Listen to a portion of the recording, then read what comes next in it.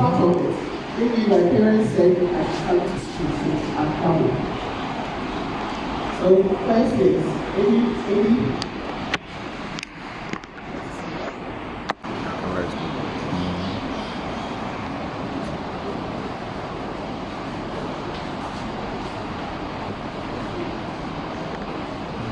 finally,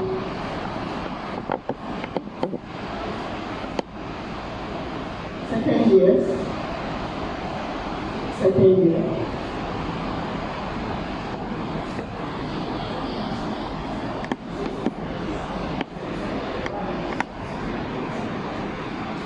Okay, all of you are here to acquire knowledge and experience. Okay, third year. Then first year.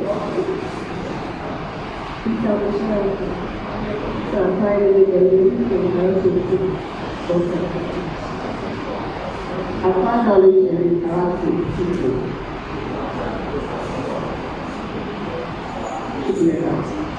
Third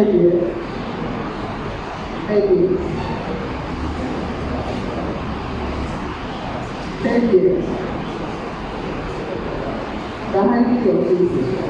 But also third year, you're supposed to acquire knowledge.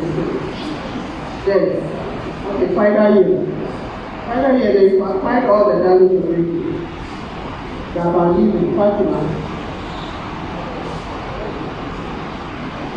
To make the positive impact on our community and beyond. Fatima says to make a positive impact.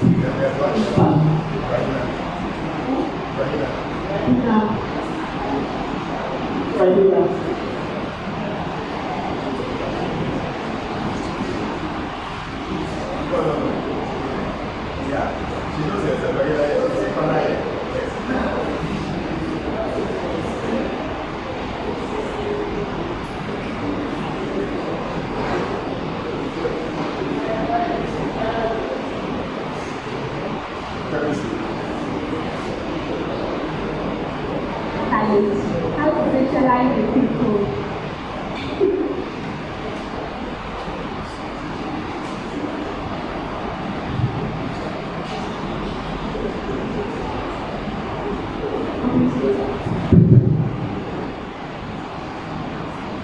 You want to be blue for the non-market. Someone says they want to be blue for the job market. So I think you can see a trend. The first year they only know that you come to school and acquire knowledge. As we move up, it goes beyond what? Just acquiring knowledge to what? Impacting what? Society. Right. So first years are still they still don't know what is going on. So they only know that come to school, get the knowledge. You get that. So now my next question is, so what are the barriers that prevent Muslim women from excelling in academia? This is actually open to all. What are the barriers? What barriers are there or challenges that you think that prevent Muslim women from what? Excelling. You have sisters, cousins, or nieces, mothers. What do you think prevented them from going far and looking towards education? Is open to both men and women. So I would like to start with the men. I'm interested to hear your perspectives. Anyone? Or you want me to just come to you and give you the mic?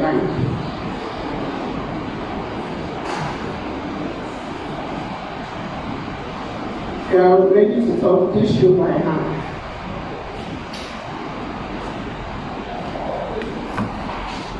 My brother here seems to have something to say.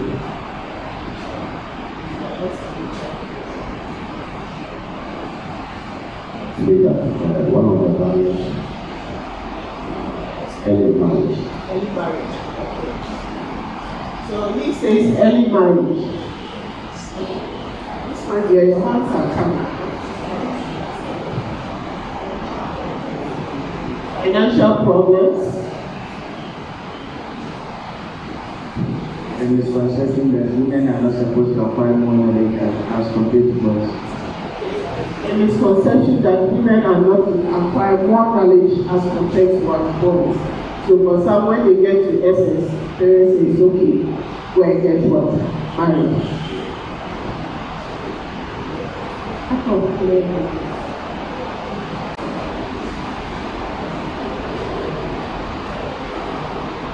Who has what? Gotten married? You to what? Get married. Any more from the men? Why are our women not going higher in education?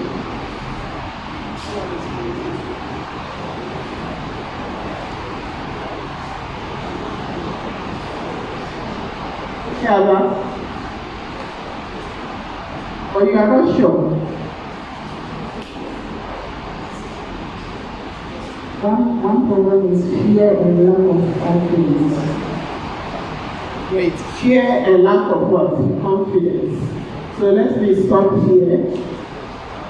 And all that you said is actually what? Very true.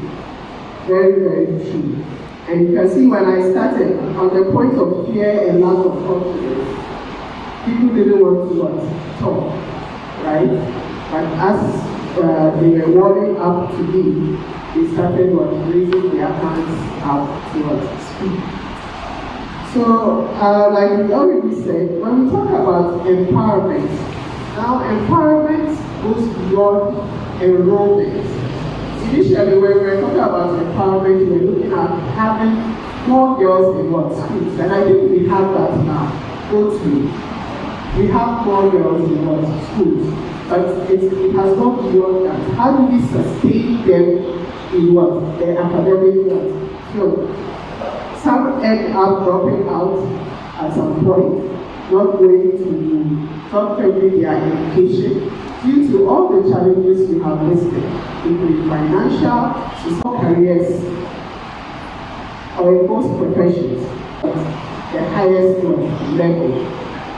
Some get to SS, senior secondary school, and after that, they are married off.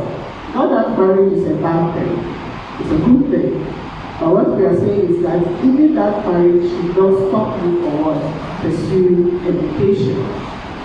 I've known women who have married, given birth to 4 or more children, gone back to pursue education, first degree, and came out as first-class students. So it's all about whether you want to do it, and also the support, whether you have the support to do it.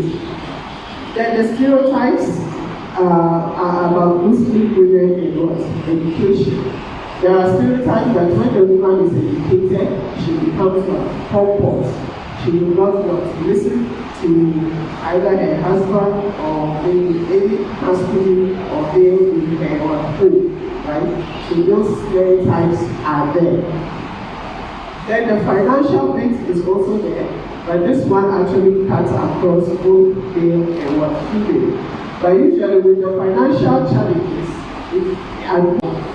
some of these challenges are sometimes mindsets, especially when you are intending to do something that goes against cultural norms. Something that goes against cultural norms. I wouldn't say against religion. Islam accepts way to pursue education to the highest. Now our challenge are the cultural norms and expectations, right? So once you want to do something that is not well understood or accepted in your society, it becomes what? A problem. But history has told us that there are a lot of women who have pursued academia. If you look at the lives of Fatima Al-Fikri, who was the founder of Al-Kawari University in Morocco, we have the lives of Lubna Al-Cordoba, a scholar in mathematics. We have Dr. Hayat, who is a Saudi biotechnologist. We have Professor Abida Wadu, who is an Islamic gender studies expert. So I would say, but these are all outsiders. Ghanaians, we cannot do that. You think a Ghanaian Muslim woman cannot go that far? So we also have Muslim women in Ghana who have climbed up the educational ladder. So we have the likes of Dr. Rabia Ama, who is a lecturer and a gender advocate. I think that's at the University of Ghana. We have likes of Dr. Yakubu Hawa, who is also an educationalist. We have the likes of Professor Aisha Husseini, who is a mentor and a researcher. We have Dr. Zuleika Yahya, who is a health scientist, and so on and so forth. So very soon your names will also come to add to this list of what Muslim women in Ghana who have gone up the education. In fact, there are many of them in Ghana. I just can't mention all of them. So there are a lot of Muslim women who have gone and done marvelous work in academia, right? Maybe we are not doing well to promote them or advertise them enough for our society to go there, but they are there. So let me just say a bit about my experience in relation to this. This was kind of the early days I became a lecturer. So you go back to society and some people have this view and while they're like, oh, what are you doing? What's going on? Then you say you are a lecturer, and that is a shock to them. I was also shocked, they are shocked. Like, what is it? I'm just a lecturer. They are shocked that you are a lecturer. So it was surprised, like, how can a Muslim woman become a lecturer? That's how some people, and I was surprised. Is that the mentality we still have? I don't know if you get what I'm saying. It's still a shock for people to hear that you can become a great mathematician, a great doctor, and so on and so forth. So you don't limit yourself and you don't allow societal pressures to limit you. Yes, the challenges will always be there. The challenges will always be there, especially if you're a woman. And even outside, the feminism fight started from outside. Is that not true? Right? Do you agree with me? It started from the West. And that is because we were also having similar issues. We are not fighting to be equal to the men, but we are just fighting that the women should be given that opportunity to pursue education. And when you have the education, now the question is, what do you do with it? What are you going to do with the education you have? Remember, we are the women are the people that teach the next generation. The women are the people that teach the next generation. I remember Dr. making a statement that you finish with civil engineering and all other programs, and you may not get a job, you should still be of use to your society. And when it comes to women, it starts from impacting those within your home. There is no crime seeking education to the highest and being at home. Is it a crime? The point here is that we have the knowledge to empower others, to guide others. You seek the knowledge to the highest, one or two circumstances come your way, and you have to be at home. Don't feel that it is a waste. Now you have the knowledge, you can guide others in how to seek that knowledge. You guide your children, you guide other children in the society, and so on and so forth. And these are the types, and these are even more rewarding, right? Because you are giving the next generation that positive one.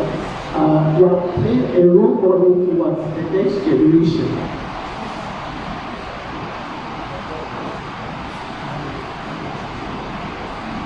And to our brothers too, what I would like to say to you is that this empowerment thing we are talking about, the women cannot achieve it on their own without your support. Be one of them. But that encouragement, some zeal, asking her not to give up and things like that will allow her to go towards higher heights. Or you have a daughter and you need to the women, you are not seeking education to come and rub shoulders and major support in them achieving what they have achieved.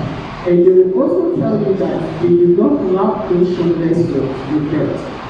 Right? So if we are able to pursue it rightly, over a period of time, some of these stereotypes that society has, that a woman who pursues education will become disrespectful in her life and gradually fade out. It will take time, but it starts from what? You and me. You get it?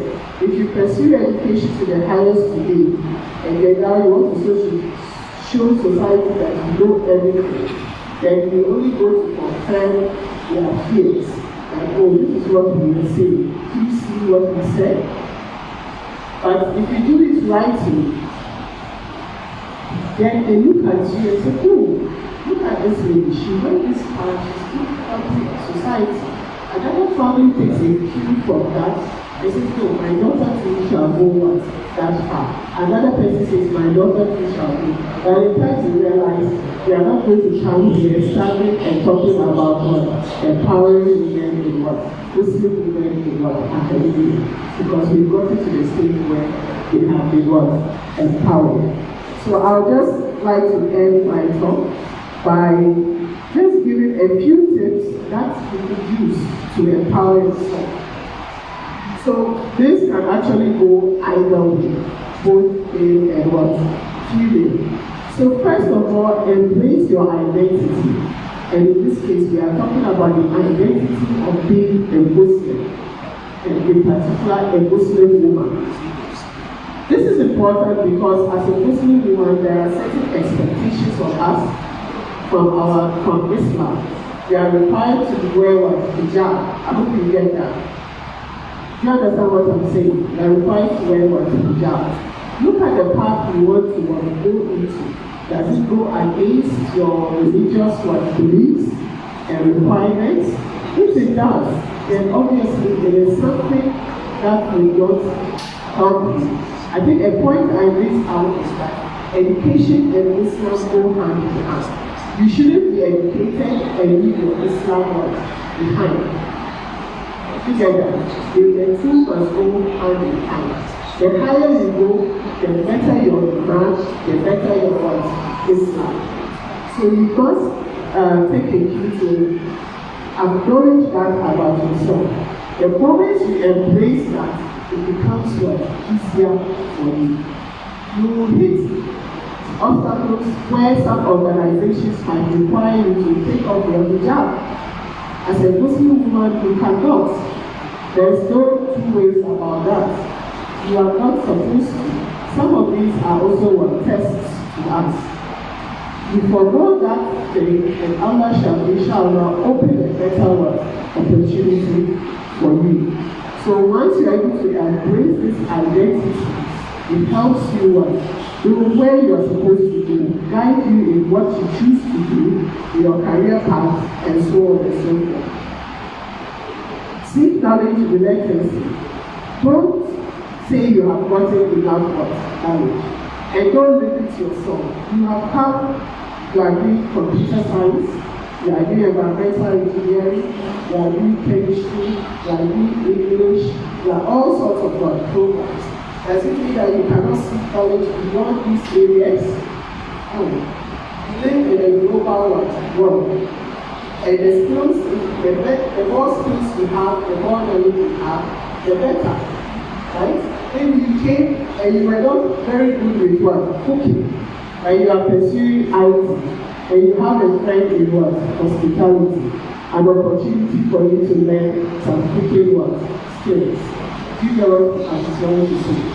And the seeking of knowledge is not just book knowledge, right? It goes beyond that. Build a strong support network. This is a problem within our society. We try to keep to ourselves, especially the Muslim sisters. If you have a problem, get a group of people you know that if you have an issue or a support network, or that you will support each other. not necessarily made up of only Muslim sisters, but it could also be made up of Muslim brothers, right? I live cautious with the support network because depending on how far you take it, can take you outside the shores of what? Islam. But the point here is that we all need support at certain points in our life. And you should have at least one person that you know that I can go and speak to. When we talk about support, we can have a what? Maybe four. Sometimes it's just about talking about what? The problem. You need to have that one person in others. Especially in this journey of getting what? A degree. I've had issues over the years of Muslim sisters coming up to me, being real with their studies, that parents are saying they should get what? Married. What should they do? Because they also want to finish what? Their education. You get it? Sometimes it's difficult to us advise, right? But marriage is not a bad thing, like I stated earlier. You can get married and what? Continue your education. The key is that who you are getting, the person you are getting married to is ready to support you. You get what I'm saying? So you need to have that person to speak to. Then along the line they come in with, now they are expecting me to give birth. But if I give birth or if I get pregnant, how am I going to continue the school? And so on and so forth. There are different ways you can work and academia as a woman. Sometimes there is a need to pause your studies for you to carry out your natural obligation as a woman. Don't compare yourself to others. I came with this friend and she's going to finish next year and I'm supposed to finish in her. Do you get what I'm saying? Maybe God has ordained that you marry within your 4 years and you will give birth within that 4 years. And because of that, you might have to defer 1 year of your program. That is not a crime. So, again, as a Muslim woman, all these aspects of being a lady or a woman play, because navigate around it to get to the top. The fact that you give birth does not mean that you cannot continue education. You must have put in measures that allow you to pause your education for good reasons or for whatever reason, and then continue. And this one, as for the deferment, is not only for the ladies, also goes for the men as well. These opportunities are there. But if you don't have somebody to talk to advise you on what to do, you end up putting yourself in a lot of stress when you could have actually avoided it. I hope you get what I'm trying to say. So develop confidence and resilience, right? For my classes, I would say a lot of times, if I want to compare, in this case, the Muslims to the non-Muslims, I would say a lot of our Muslims are very timid in class.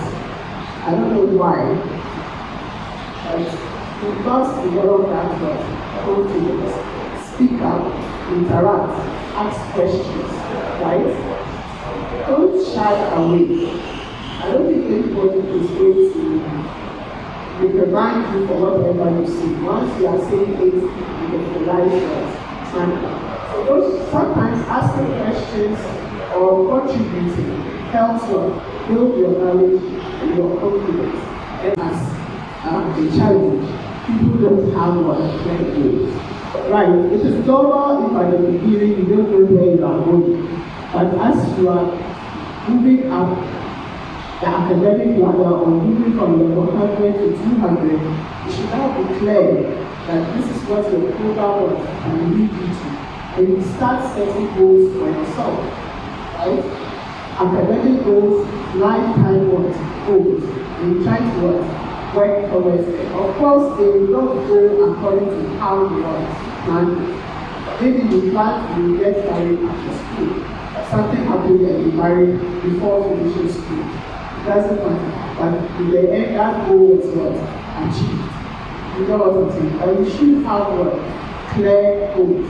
In terms of academia, where do you want to go after school? Where do you want to find yourself? Once you're able to identify that, then because you feel like at this place, I'll get some what skills that will help me achieve my what. So if you haven't set any of your goals, kindly set them what down. Even if you are in final year, it is not too late. You can still set your goals and try to what achieve them. So, on conclusion, let's keep in mind that as Muslims, education and Islam goes together, and there should be no point in your life that you should drop Islam just because of what? Education. And more in particular towards our sisters. Like I said, we come across a lot of what? Challenges. These challenges are very, very, very normal. What you should learn to do is to navigate or overcome those challenges. That is the most important part of it. So thank you very much for being attentive to me. And then for those who answered my questions at the beginning of this Assalamu alaikum wa rahmatullahi wa barakatuh.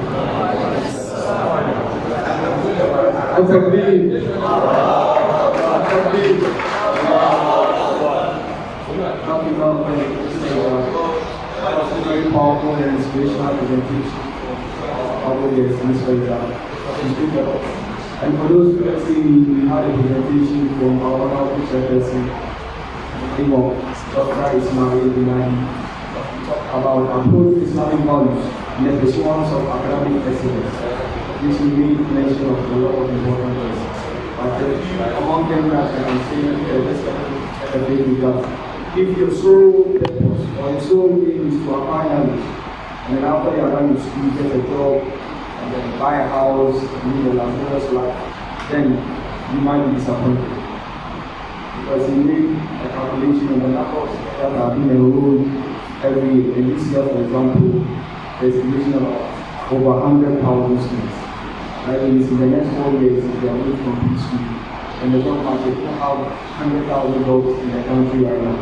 If you're so attentive, you seek knowledge, find job, build a house, do this.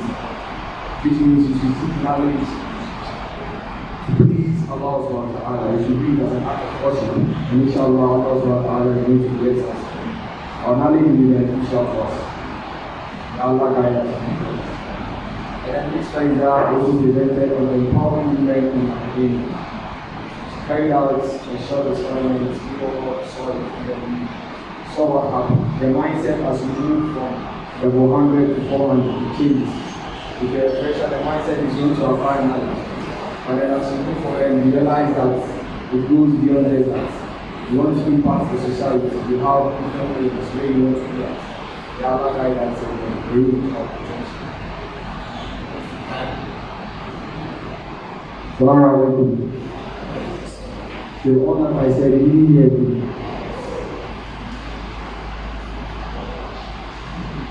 Okay, as I was saying, I said our honorable chairperson in the name of Dr.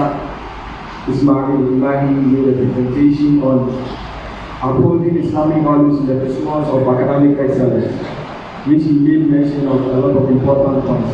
But for those who just came in, I would like to highlight some of the points so that you all can benefit. He made mention of if your sole objective is to seek knowledge, after school you find a job, build a house, buy a car, you might be disappointed.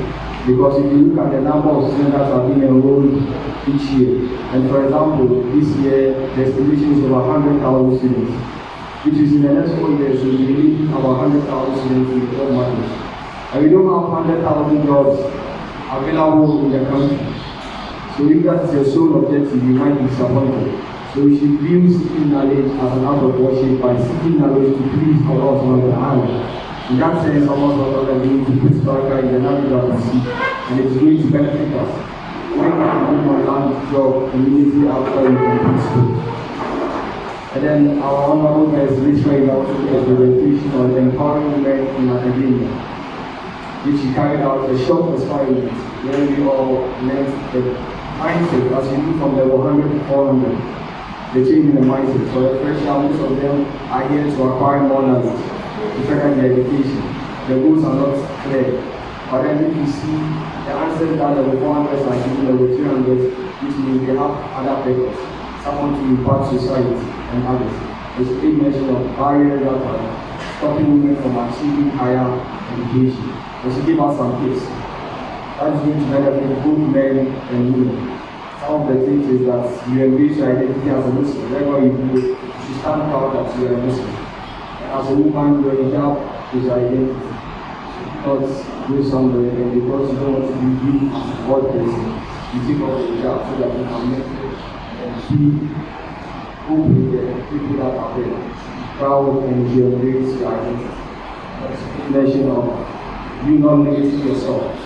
Don't be like, oh, I've learned enough, I've gained enough knowledge, and now I can ask. And if you find someone you can share your problem with, so that if you have facing problems, you have someone you can talk to, for them to help you with solution. And you should be confident and serious. And also set clear goals. These are some of the things that our guests give us that will help us to achieve our goals. Allah subhanahu wa ta'ala help us and help us out there. Bring lessons to our agenda.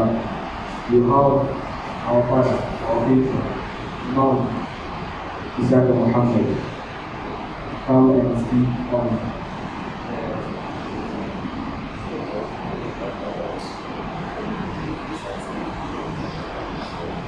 come to speak on the importance of taking part in these activities as a Muslim student. So if Imam is here, we like to come and speak. And before Imam comes, we receive the very special guest of ours, Imam Hassan Sarah. Assalamu alaikum. Atakbir. Atakbir. Assalamu alaikum wa rahmatullahi ta'ala wa barakatuh.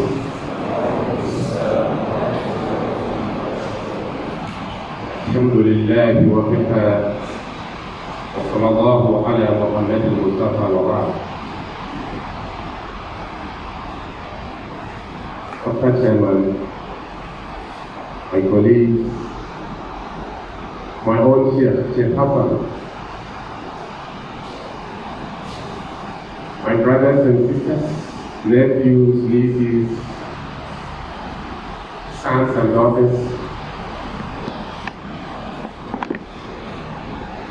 First of all, let's give praise to Allah for giving us this beautiful day.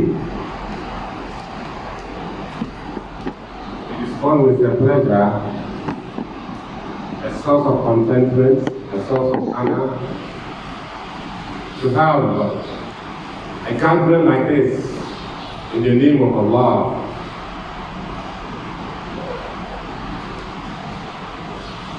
May the blessings and peace of Allah be upon the best of mankind, our holy Prophet Muhammad sallallahu alayhi wa sallam, his companions, and all who will follow the straight path to the day of judgment. This morning, I had already told the president I wasn't going to speak. I don't know why my name was added. He thought that I should still say something. And so something I will say. We've already heard my youth brother and sister very good information, inspiring for us. And I don't find that when you were mentioning names, you were mentioning some role models. You wanted females to know women, Muslim women who've made it, who've reached high level. And I was surprised you were using all these examples while there was one right standing in front of them.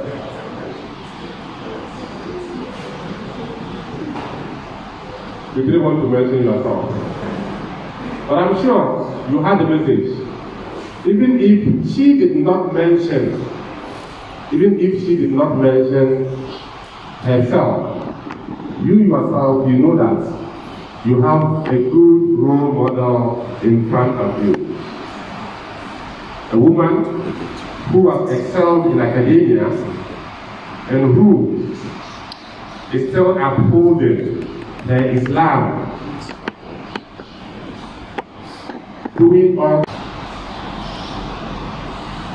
Why should we take part in IMSA activities?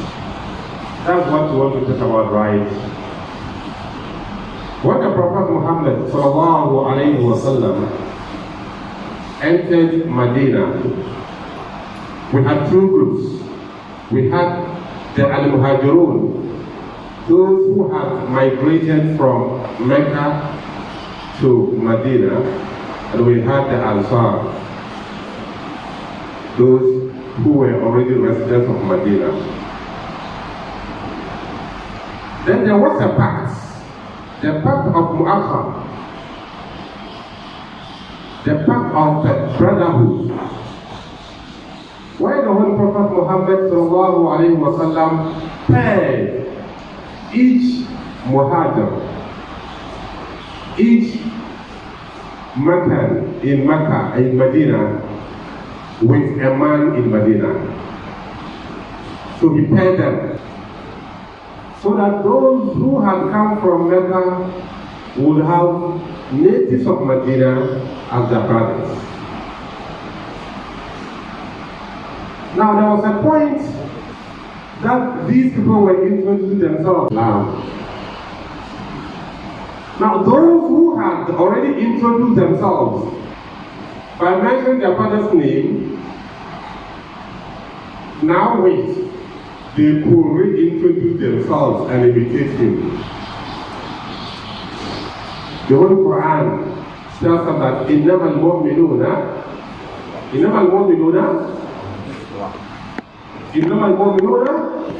إِخْوَةٌ. You've left your brothers, your sisters, your parents, your nephews and nieces, you've left them at home and you are here. And I want to tell you that as you are here, you have a family here that is greater and bigger than what you have at home. In Islam, the moment someone said that La ilaha illallah Muhammad Rasulullah, he joins the family of Islam, irrespective of your tribe, irrespective of where you are coming from. We are all family.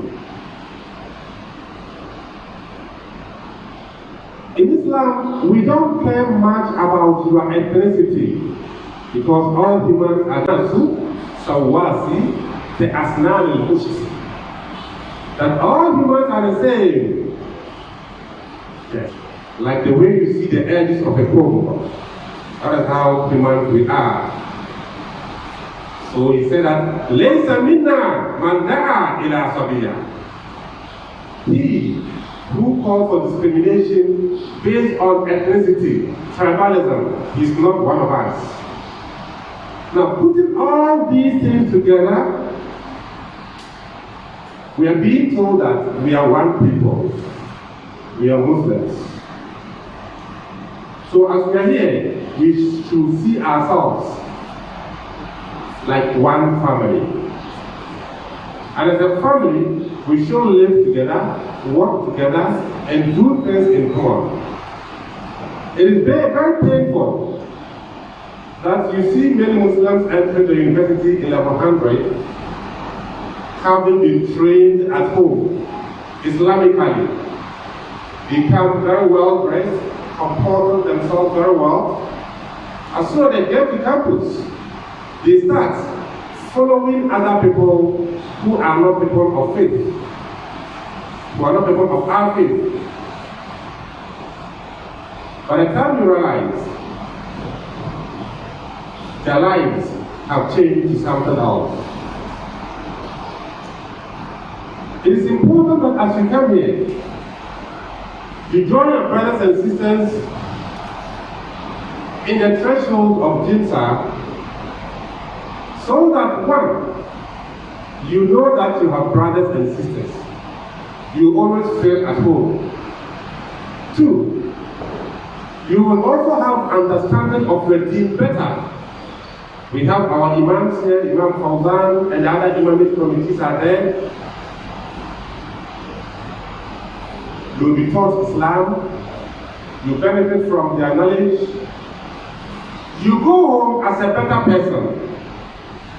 Last year there was a lady who graduated.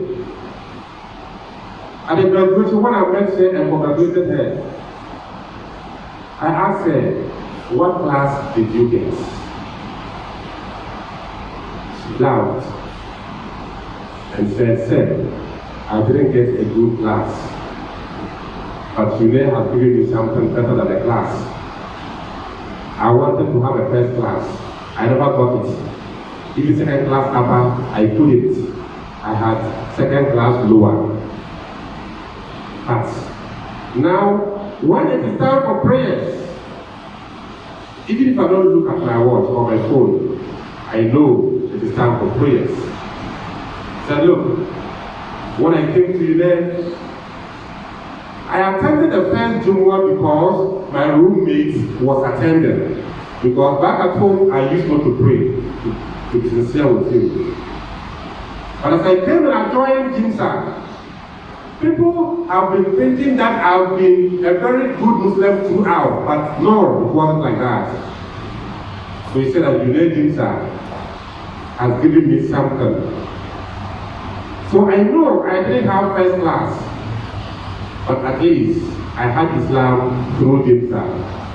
That is what Jinsa can do for you. Making you better. Making you live in there better than you were. Not only dressing Islamically, but also behaving Islamically. It's very unfortunate that news reaching us that there are some few of us, not many of us, some few of us,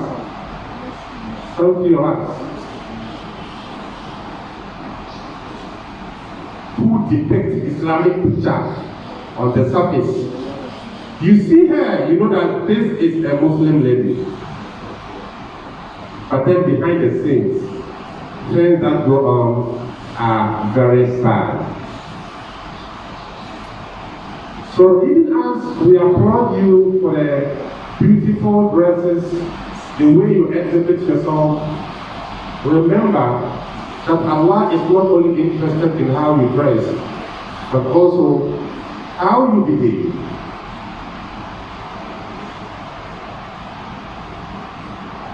Now, a student came to me. Some students have been coming to us, discussing a lot of issues with us. And these students had benefited a lot from our advice, our direction, and sometimes from other way of supporting them. Now these Muslims were able to come to us because of their relationship with Jinsa. Once you are a member of Jinsa, you are indirectly a member of Muslim. United Muslim community comprises members of the community from staff to students, lecturers, administrators, security men, and everybody. So as you have your brothers and sisters among you as the United family, you have your fathers and mothers in us as leaders of the Muslim community in Sudan. So take advantage of Jinsa. Attend Jinsa programs. Be frequent in the masjid.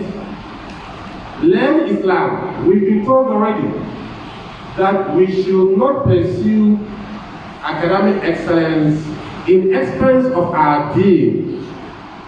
And you see, we have role models here. Someone who is a lecturer teaching computer science, being a Muslim, yet dressing Islamically, not being shy of exhibiting her Islam. And you know what? Non-Muslims know the way we are supposed to behave as Muslims. So when we behave like them, they laugh at us because they know we are only imitating them. See, so also we are from here. No one will come by there, right? Be a full Muslim. On the whole, facility, perfect. You enter into Islam fully, not being hypocritical. Your study mates, let your study mates be a Muslim. Yes, I'm not saying that don't be close to others. We are all one people, right? But for the development of your faith, you need somebody you have the same faith with to be close to, so that even if you try to go astray, that person can pull you back. Okay. And please, we are supposed to have been about 10 times the number we have here. There are others who are not with us. Why are they not with us? We don't know. But we are here. The fact that we are here means that we have seen the essence of being here, the essence of belonging to this family of Islam, this family of Jinsa. So as you go out there, try to pull others, be close to them. Don't despise them. Don't say that, oh, this person doesn't come to Jinsa. No, it is your responsibility to share the good things that you have learned about Jinsa to such people, for them to be also closer to get part of what you are enjoying as Jinsa member. Let's help one another.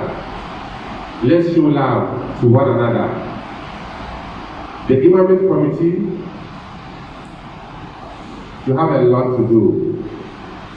You should be strategic and tactical in the way you bring people into the thresholds of Islam. We have come to an era where if you want to bring somebody to Islam, you need to be very, very practical. And it is your responsibility to do that. ادعو إلى سبيل ربك بالحكمة والموعظة الحسنة. You call unto the threshold of Allah with wisdom, and a very sound admonition, with wisdom. If you have your pulse that you want to grow, you want to sow seeds, and you see it's not that fertile, what do? You apply manure, you apply fertilizer. Yes, a lot of our sisters and brothers today need fertilizer before they can germinate. So let's be tactical in our dealings with them. Let's bring them together so that we can champion the cause of Allah. By championing the cause of Allah, you will live rightful life, and your academic life also becomes very simple for you because you are doing only what Allah pleases and not what you have seen others doing. If we are able to do this, we will leave UNED after the 4th year. We will go home having received inspiration from our normal people. And moving on to the next agenda, we have our guest Imam Sheikh Salah to come and speak about Ramadan. Would you like to welcome you to the stage? Takbir. And then before Imam begins, I would like to invite our Imam Shakir to give us a Quranic recitation. أعوذ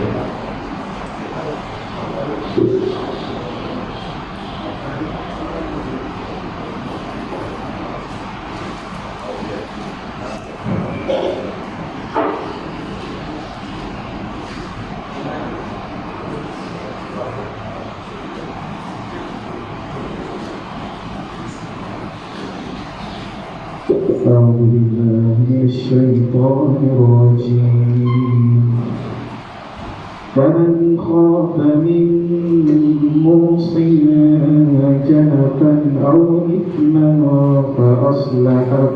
فأصلح بينهم فلا إثم عليه إن الله غفور رحيم يا أيها الذين آمنوا كتب عليكم الصيام كما كتب على الذين من قبلكم لعلكم تتقون أياما معدودات فمن كان منكم مريضا أو على سفر فعدة من أيام أخر وعلى الذين يطيقونه فدية طعام مسكين فمن تطوع خيرا فهو خير له وأن تصوموا خير لكم إن كنتم تعلمون شهر رمضان الذي أنزل فيه القرآن هدى للناس وبينات من الهدى والفرقان فمن شهد منكم الشهر فليصم ومن كان مريضا أو على سفر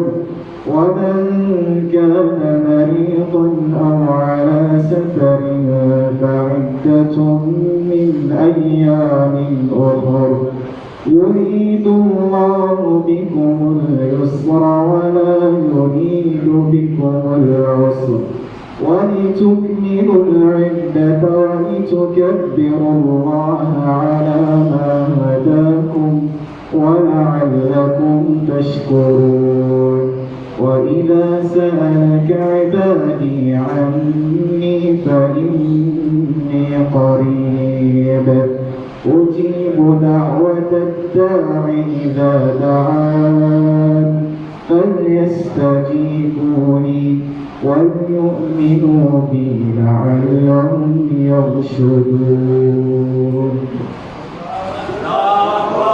تكبير.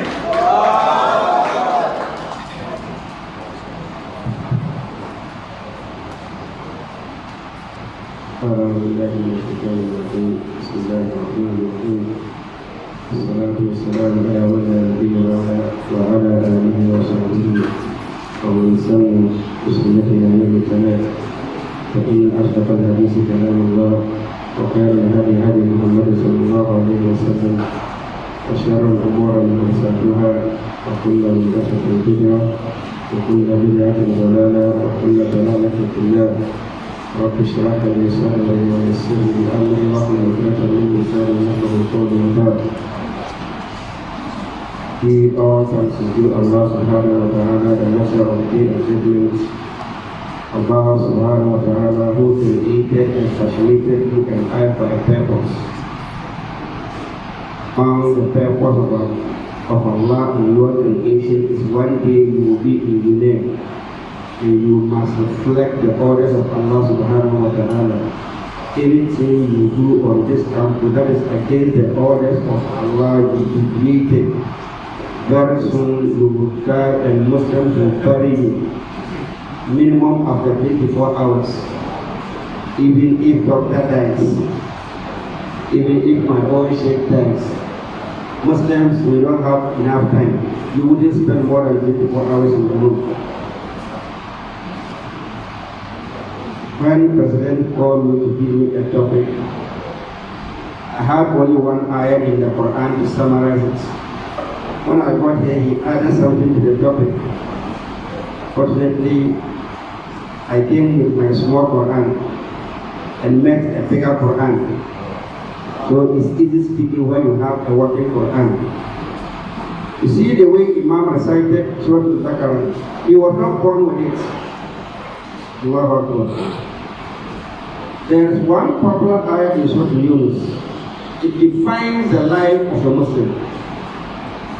Where Allah subhanahu wa ta'ala said, إن الذين آمنوا وعملوا الصالحات يهديهم ربهم إن الذين آمنوا وعملوا الصالحات يهديهم ربهم بإيمانهم. What will Allah give them? يهديهم ربهم بإيمانهم تجري من تحتهم الأنهار في جنات النعيم. And what will be their way? دعواهم فيها سبحانك اللهم وتحيتهم فيها سلام. وآخر دعواهم أن الحمد لله رب العالمين. These verses are summary to the life of mankind. When you see Imam reciting the way he was reciting, he wasn't born with it. Whoever you see working in the cause of Allah, he wasn't born with it. Yahdihim Rabbuhum bi-imanihim. Allah guided him with the faith in the heart. You can be better than Imam in the next year if you think like a good Muslim. The life of the Muslim, so to say, is not like that of the Christian or the idol worshipper. The Christian can go to lectures 7 days in a week and only goes to worship God on Sunday. But with the Muslim, Allah told you, يا أيها الذين آمنوا اتقوا الله حق تقاته. يا أيها الذين آمنوا اتقوا الله حق تقاته ولا تموتن إلا وأنتم مسلمون. You are dying gradually, but never die until you are a Muslim. Don't die unless you are on the path of Islam. So if you are a believer, this is a caution to you. Going for lectures is compulsory, even in Islam. But after the lectures, what happens? Even alongside, within the lectures, do you go to lecture to watch, so to say, ladies, big asses? Do you go to lectures because there is a lady you wanted to talk to, not for the sake of marriage, but because you want to date her? Who even told you there is secular dating in Islam? We don't have halal dating in Islam. When you see the woman, go to the parents. You will try halal dating, by the time you realize you are haraming it. Allah has forbidden it. Human being, we don't try them. Human being, we don't test. Human being, woman, Allahu Akbar. You can never know a woman. Nobody studies a woman. She is not mathematics, she is not chemistry. If you want to study a woman, Allah's Prophet has given you the way of studying a woman. Surah Al-Istihara. Allah knows her better than you. You, your Istihara is on your bed. In the name of studying a woman, you know every woman on campus. Allah is telling you, coming to campus is an order of Allah. The Prophet of Allah has ordained seeking for knowledge on every Muslim.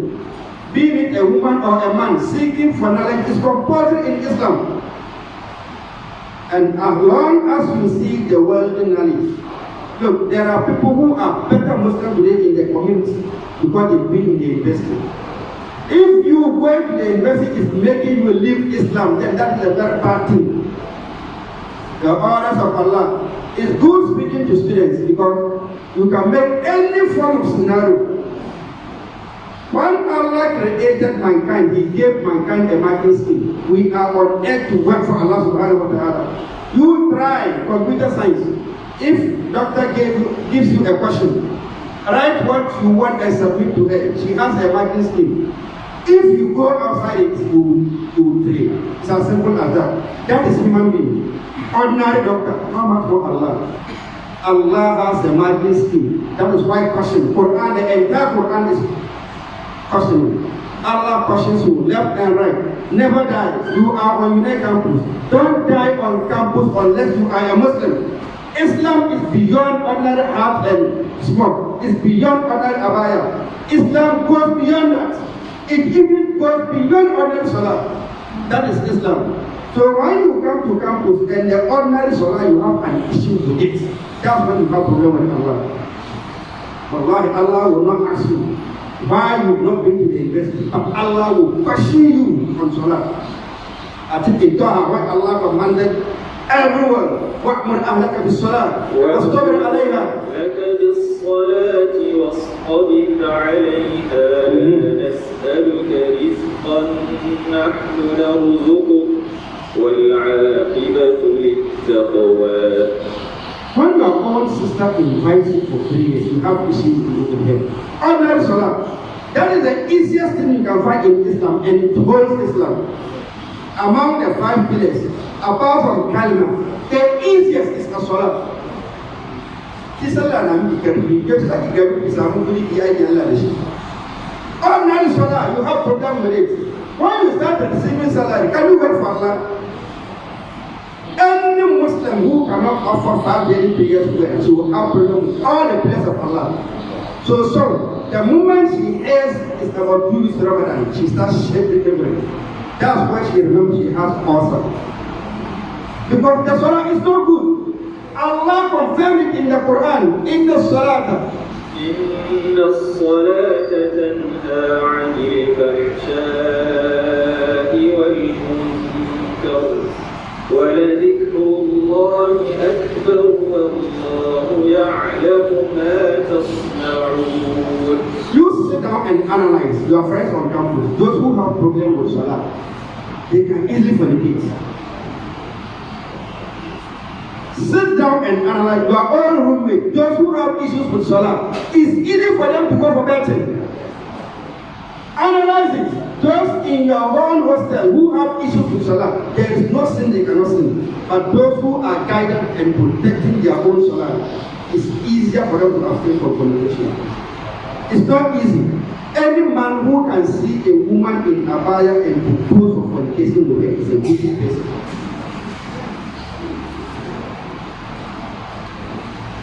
It is the order of Allah.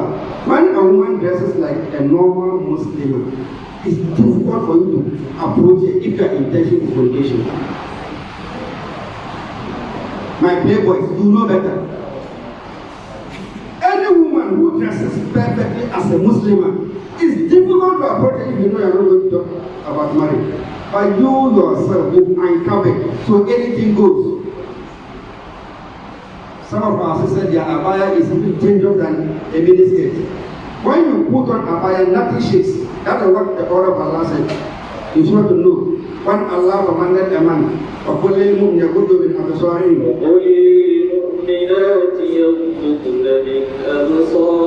Come to the main first. Let's look at how Allah.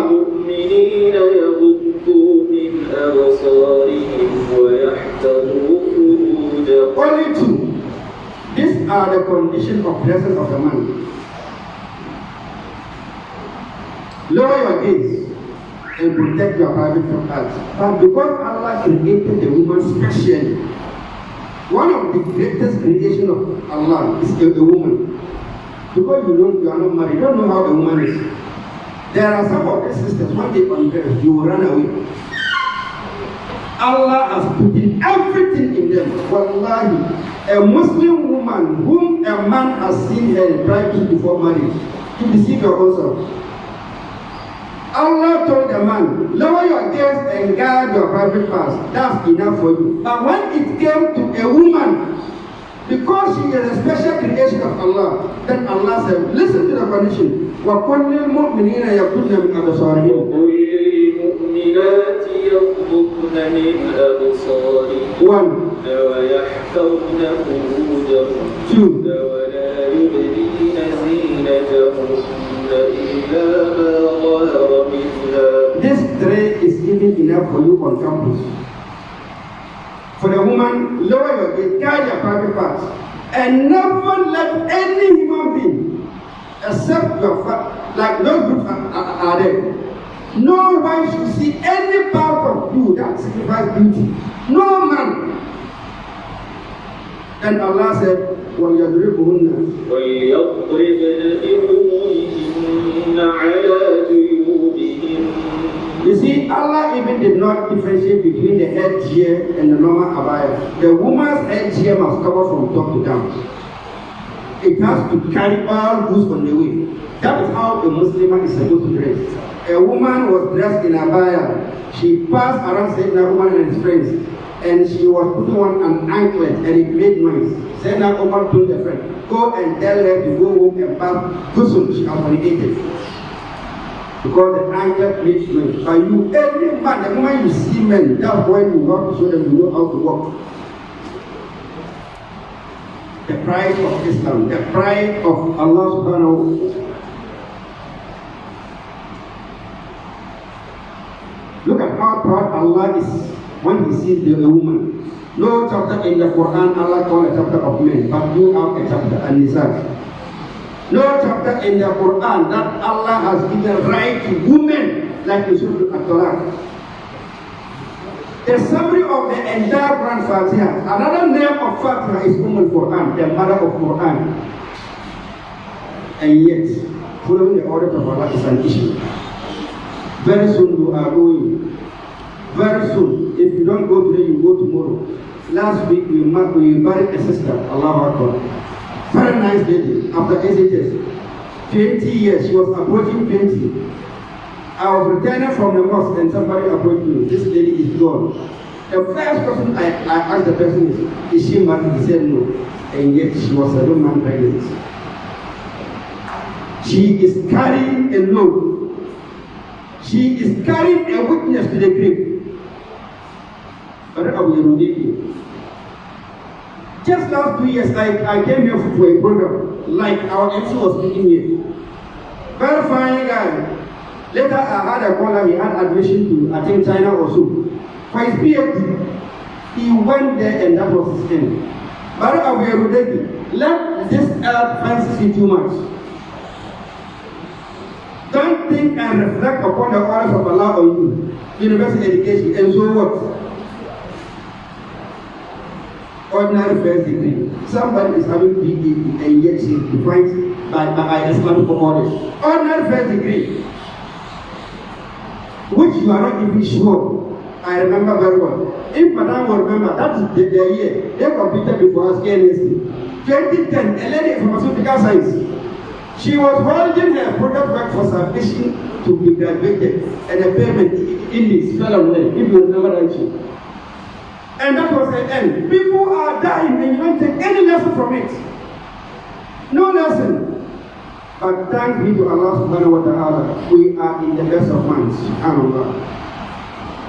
We are in the month that after that month, Allah will want to see whether He has achieved the purpose of fasting on you. When Imam came to recite Surah Al-Baqarah, it is one page. Allah has summarized whatever He wants in the month of Ramadan. The first thing is at-taqwa. Ya ayyuhalladhina amanu kutiba alaykum as-siyam. Ya ayyuhalladhina amanu kutiba alaykum as-siyam kama kutiba alal ladhina min qablikum la'allakum tattaqun. The purpose of fasting is not for you to go hungry. It's not for you to leave food and drink. That's what the Prophet of Allah said. The purpose of fasting is not ordinary going outside food and drink. So the Prophet of Allah talked to mankind that whoever is not able to abstain from falsehood, say the things you've not seen and yet you witness it. The moment that you said Imam Pastor, Salaam alaikum salam, okay, I'm going. The moment that sister Pap also always in the abaya, they know what they do. Who asked you? At least she is carrying an order of Allah on her. At least, even if you got the same discovery with her, at least whoever sees her, that identity is on her. So Allah is advising you. The purpose of fasting in the month of Ramadan is a taqwa, to gain some form of fear of Allah in your heart.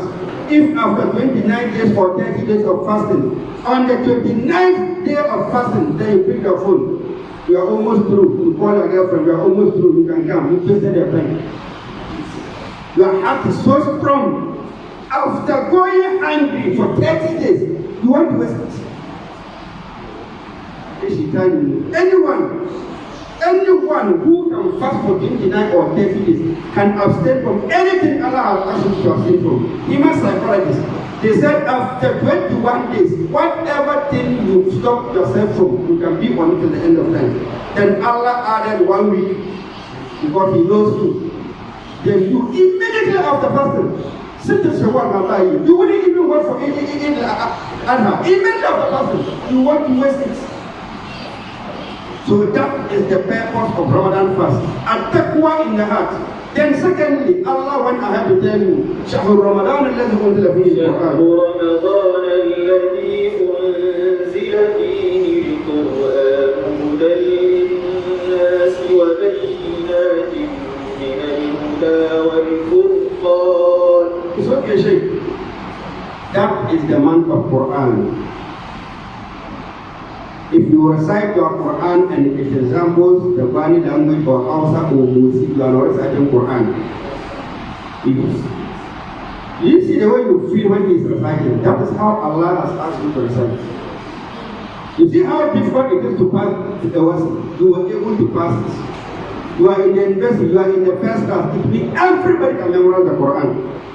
Whoever can pass commerce, whoever can pass chemistry, whoever can pass English can memorize the Quran. Because nowhere on earth that Allah said passing history is easy. Or computer science. But Allah said it in the Quran, وَلَقَدْ يَسَّرْنَا الْقُرْآنَ لِلذِّكْرِ.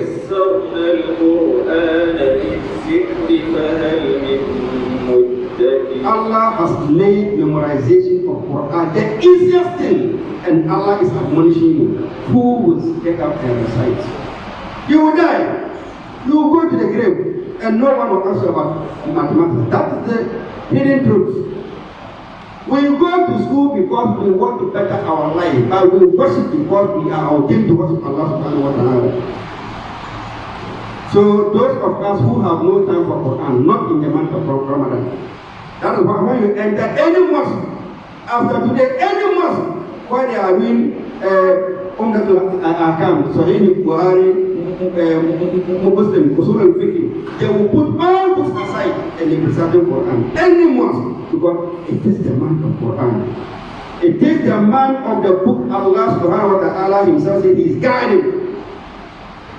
If a boy like Elijah, less than 11 years, can lead people in Taraweeh with close to 3/4 of the Quran with his, and you are 20. For your ideas. If a boy just about 10 can stand in public and lead people in Salah with him, almost done with the Quran, and yet you are okay. Lower primary, upper primary, JHS, SHS in the university, and you can't recite the Quran, but there is an issue.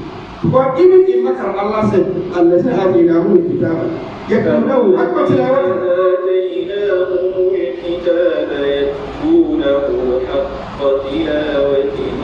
أولئك يؤمنون به ومن يكفر به فأولئك هم الخاسرون. You see this ayah, it is not hadith, you see it is going. Whenever things are strong, this one is the ayah of Allah subhanahu wa ta'ala. If you can't recite Quran as it was revealed, you are not a believer. Whoever does that, Allah said, you be ungrateful to him. Kufr ni'mah. When you stand in the mirror and look at how Allah has proportionated your education, you yourself know Allah is the best of architect. Outside that, He gave you education. Once, gave you the mental faculty to think. You've gotten everything on earth, and yet you are being ungrateful to Allah. That's why even in Surah Ibrahim, Allah has a way of sharing His anger. Most of those who are outside the orders of Allah are the people Allah has gracefully given grace. Those Allah has blessed so much, they are those who do the worst of things against Allah subhanahu wa ta'ala. So Allah says, Alam tara ila allazina baddalu ni'mata Allahi kufra.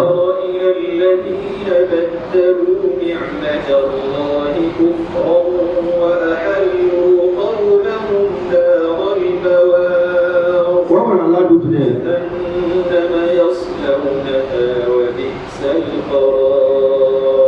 This is the promise of Allah.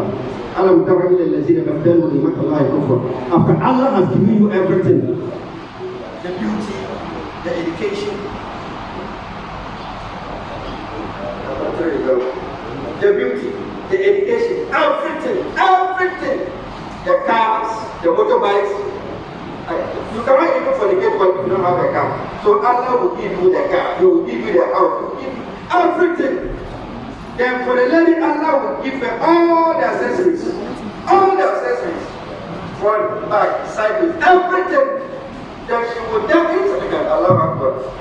Instead of using it to worship Allah, instead of using it to worship Allah, what she hates to hear polygamy, think about Allah.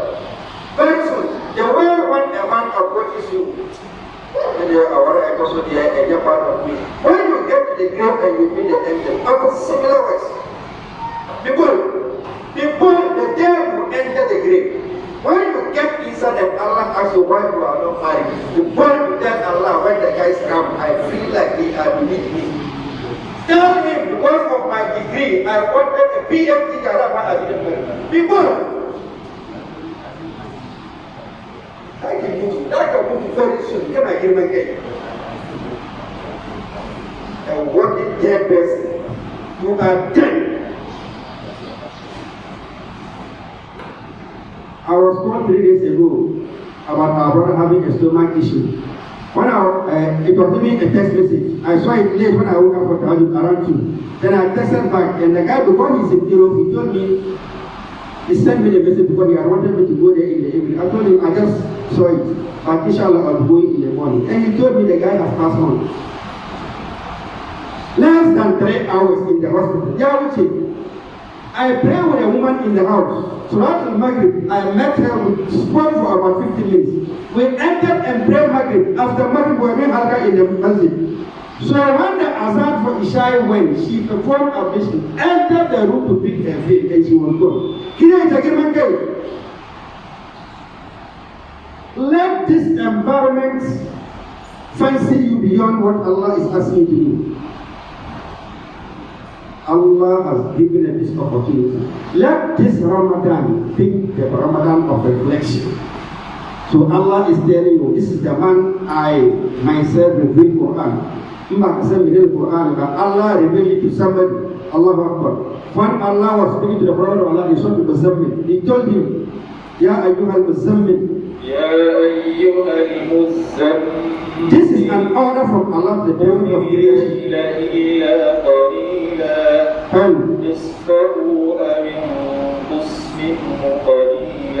What again?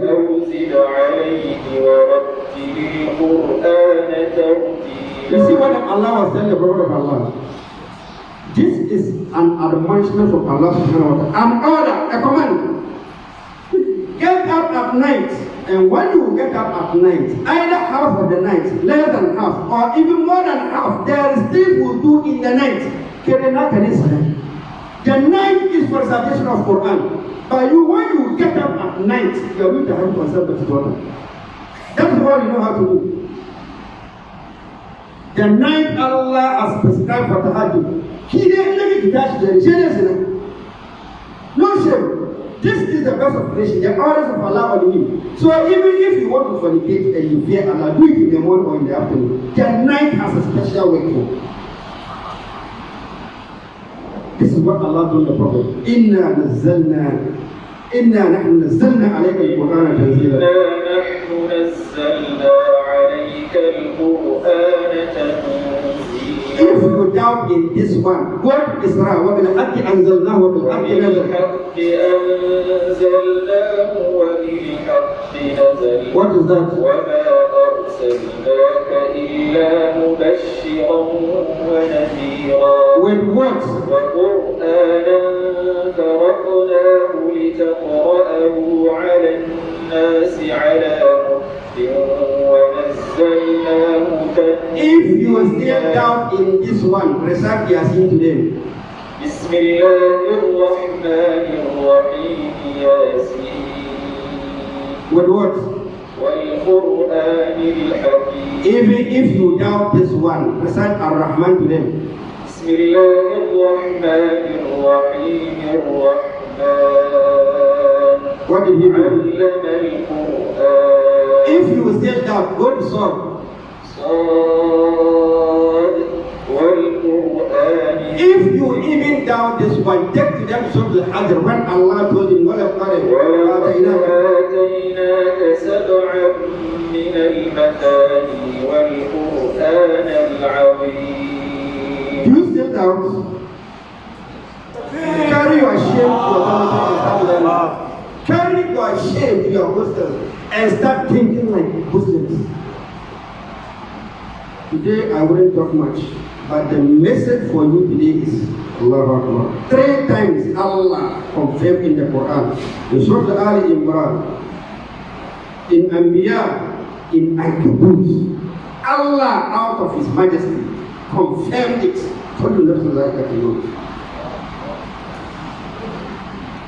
Confirmation of the life. So in the Quran, only 2 chapters Allah started with Ya Ayyuhan Nas. And Nas is not for a believer, it's not for the Muslim. Everything that carries souls, Allah said in Surah Nisa, Ya Ayyuhan Nas, اتقوا ربكم الذي خلقكم من نفس واحدة وخلق جعل منها زوجها وبث منهما رجالا كثيرا ونساء واتقوا الله الذي تساءلون به والأرحام إن الله كان عليكم رقيبا. This surah assured you onto the X, Ya Ayyuhan Nas. The next Ya Ayyuhan Nas is taking you out of life. Ya Ayyuhan Nas. يا أيها الناس اتقوا ربكم إن زلزلة الساعة شيء عظيم. What will happen? يوم ترونها تذهب كل مرضعة عما أرضعت وتضع كل ذات حمل حملها وترى الناس سكارى وما هم بسكارى ولكن عذاب الله شديد. الله أكبر. Uncle, we are close for the day. Go home and start thinking like a Muslim. Go home. Go home and start thinking like Muslim. Especially the hypocrites among us. They will not have their masjid unless when it's in the month of Ramadan. Any masjid that is started in the month of Ramadan is a case. Any masjid, boys, they will never pray in public. The moment we are in Ramadan, they will have their own small mosque. I remember a friend told me in Swami when they were praying, somebody said, Allahu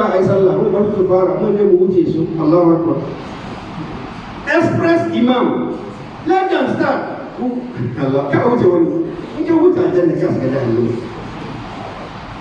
If you doubt me, Allah has warned us to stop praise what's pain.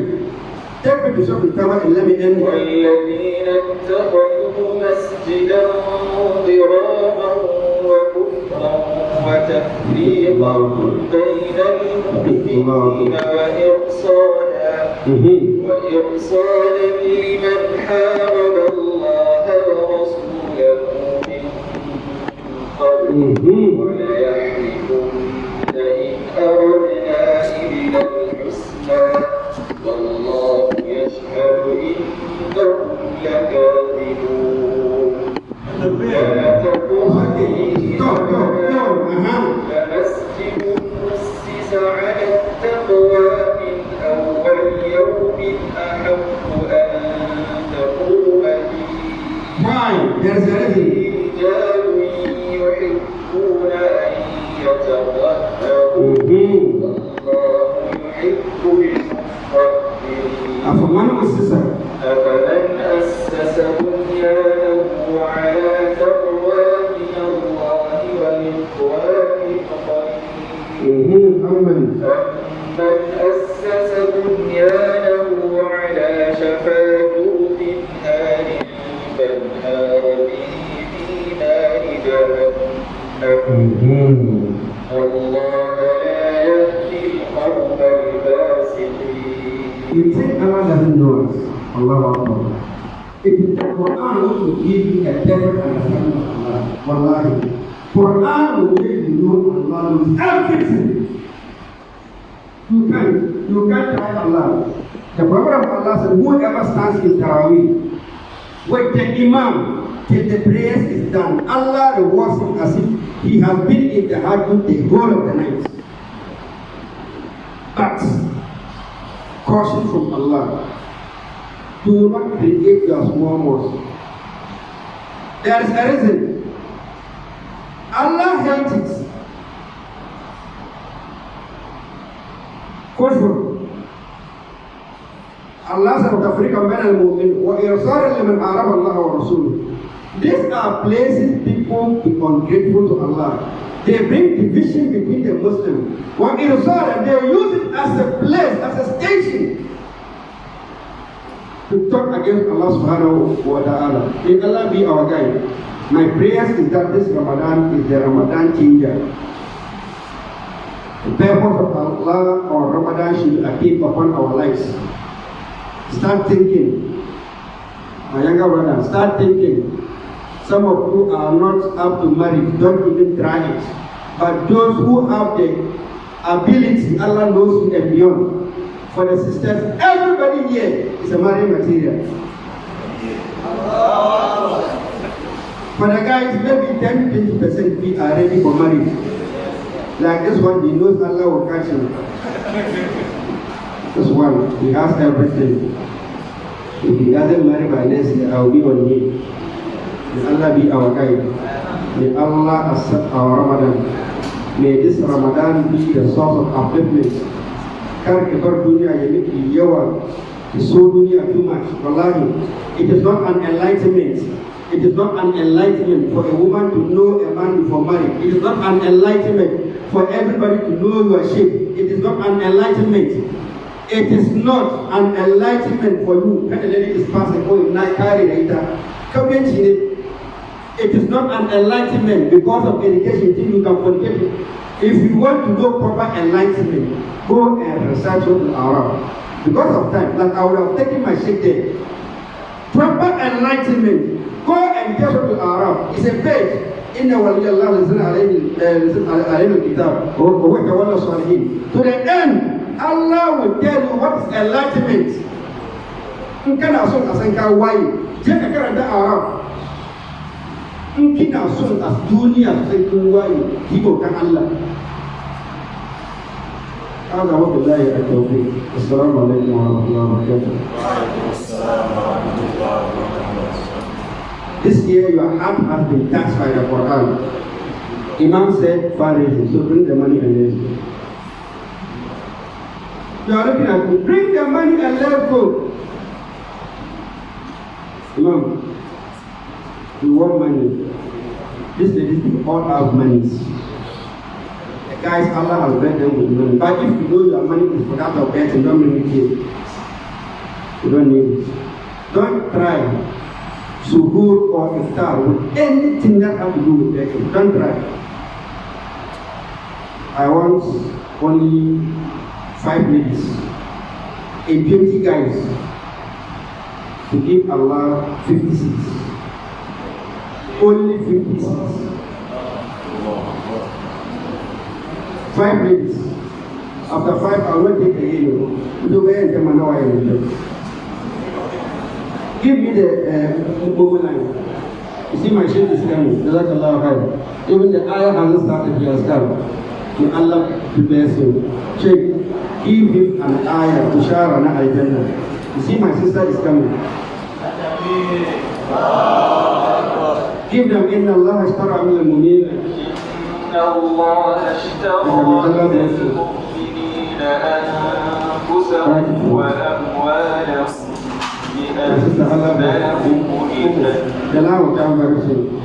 يجاهدون في سبيل الله فيقتلون ويقتلون وعدا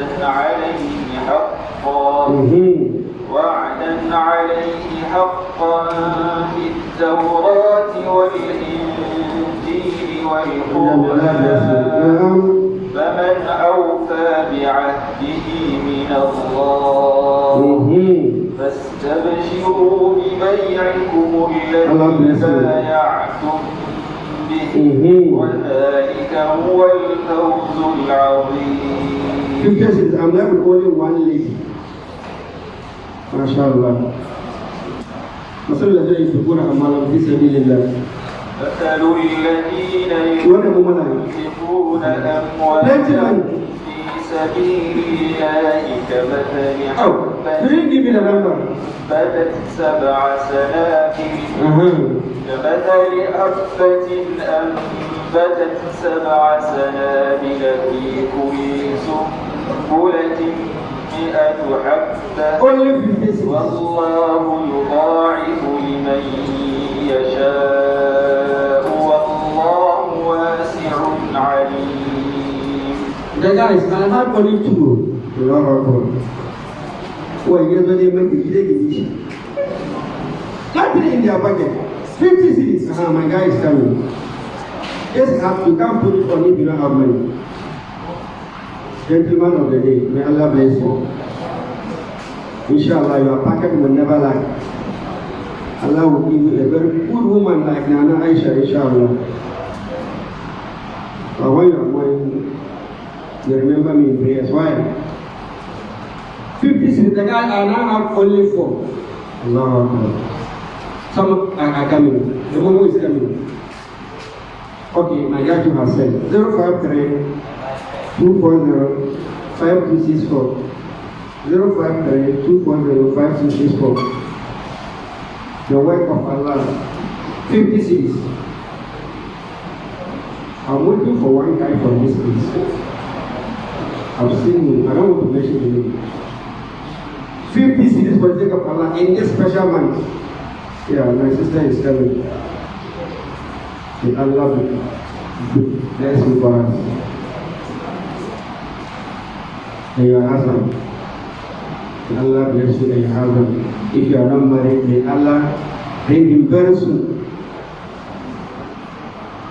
Imam is coming.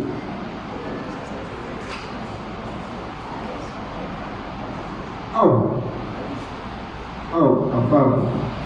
Allahu Akbar. Allahu Akbar. That lady, last hour returning with Imam from a program. And we're talking about her, subhanAllah. That lady is a blessing to her family and a blessing to Islam and youth. Most of you know Afar. If it is beauty, you know Allah has created her well. Academically, Allah has blessed her. And fortunately, her mind was guided by Allah. I spoke to the husband and he told me, not the proposal he proposed to Afar, but the pressure she was putting on him to marry her before we enter into Ramadan. The day we lost Afar, I spoke with her for about 5 minutes at the hospital. The husband is a senior, both in madrasa and in the school. He told me, Hassan, this is my new wife. He was giving a dry and she said, who doesn't know Sheikh Hassan? The moment she spoke that way, I knew she's in one of the tertiary institutions. So I asked her, which campus? And she, he said, the Kimta ladies, there are so many. Sometimes we just come and go. Can't do it, please. We spoke for about 5 minutes. I went home after the normal citation. I was trying to have some siesta, and I had a call in the sleep that Afaf is gone. Key of Nadamu, even came. Pray. This is the time for you to know Allah. Wallahi, we are perishing. We are perishing like a banana. But those who would think like the believers. May Allah guide Afaf wherever she is. We are hopeful. From the things we hear from the husband and friends and the little we've seen, Allah will have mercy on her, inshallah. May Allah have mercy on all of us. Now okay.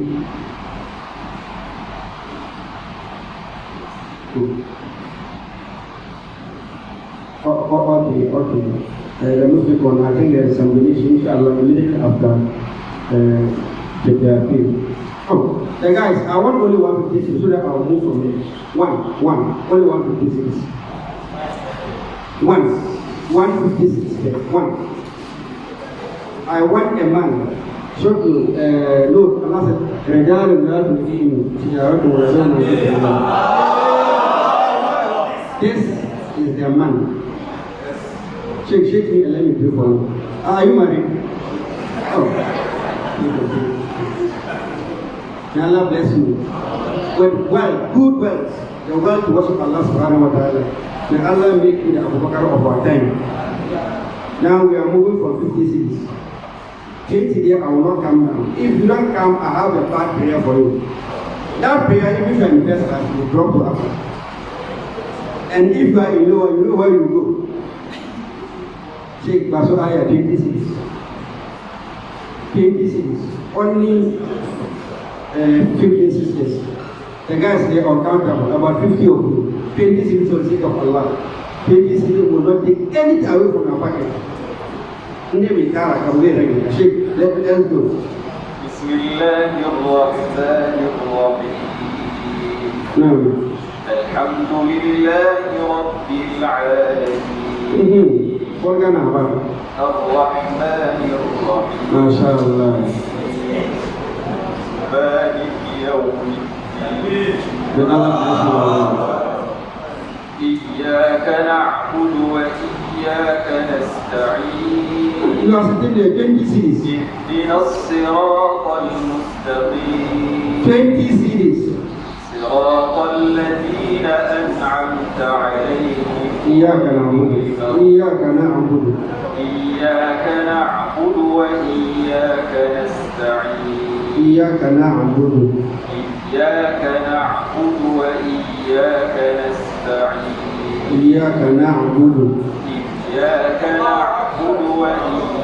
Imam himself, may Allah bless him.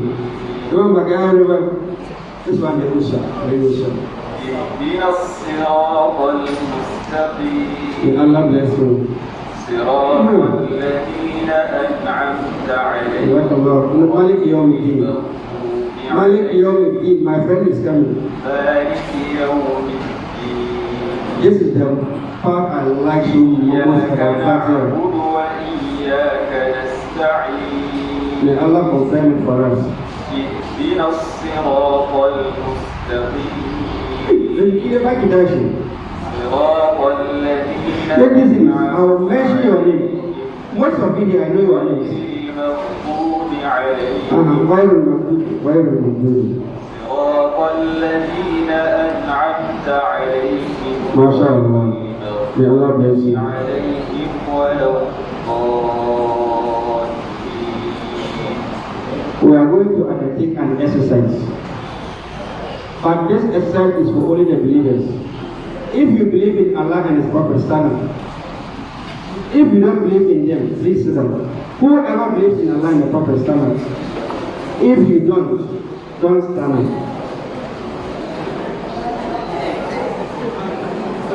I watch you.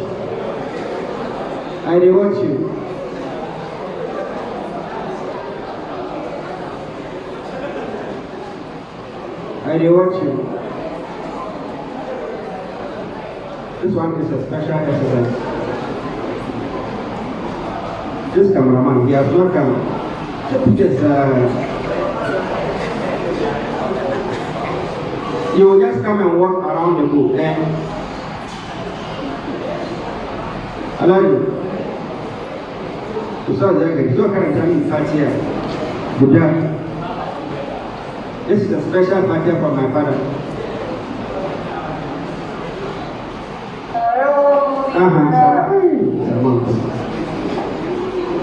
As you come and drop, then you go and sit down. If you don't drop and you sit down, now again, whatever you have, if it is 1 cedi, if it is 2 cedi, if it is even coins, Allah will pick. Whatever you have, Allah will manufacture. The moment I is standing here,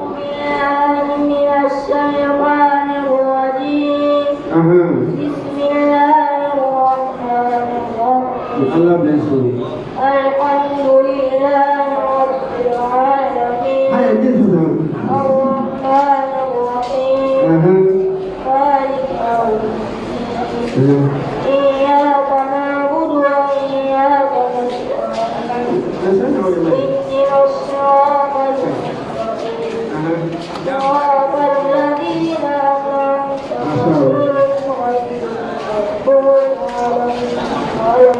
إياك نعبد